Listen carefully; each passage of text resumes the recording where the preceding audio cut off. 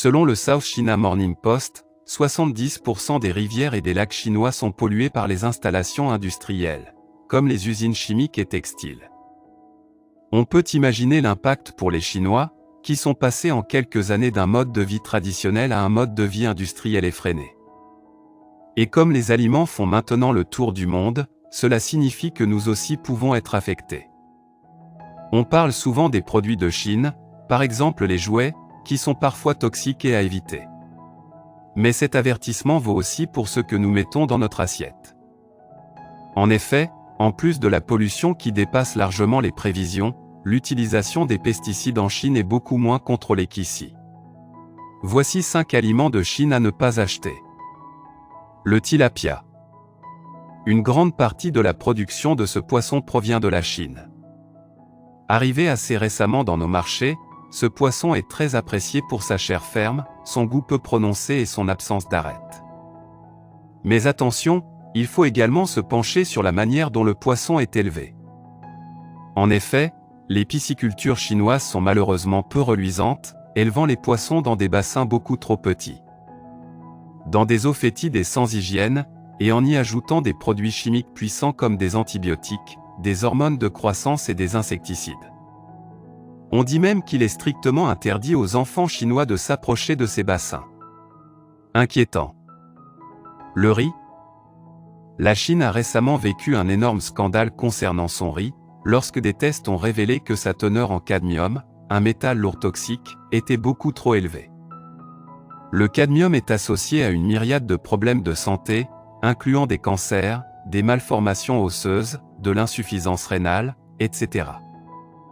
La contamination s'est faite par l'eau, lorsque des usines extrêmement polluantes sont venues s'installer près des rizières.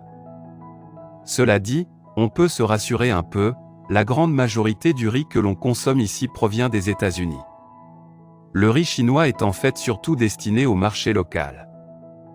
Il y a quand même parfois du riz chinois vendu ici, par exemple dans les épiceries internationales.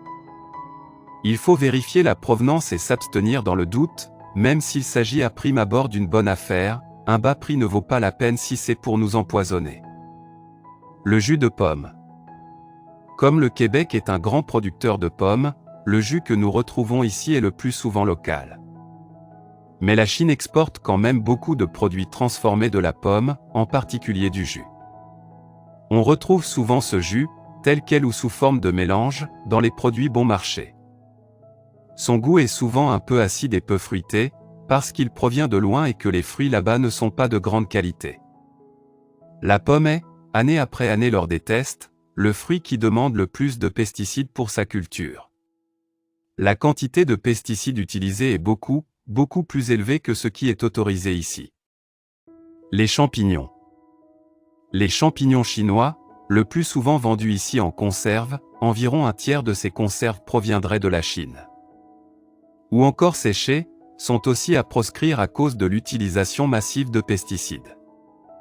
Dans les dernières années, plusieurs pays ont même interdit temporairement l'importation de ces champignons chinois, jusqu'à temps que le problème se règle.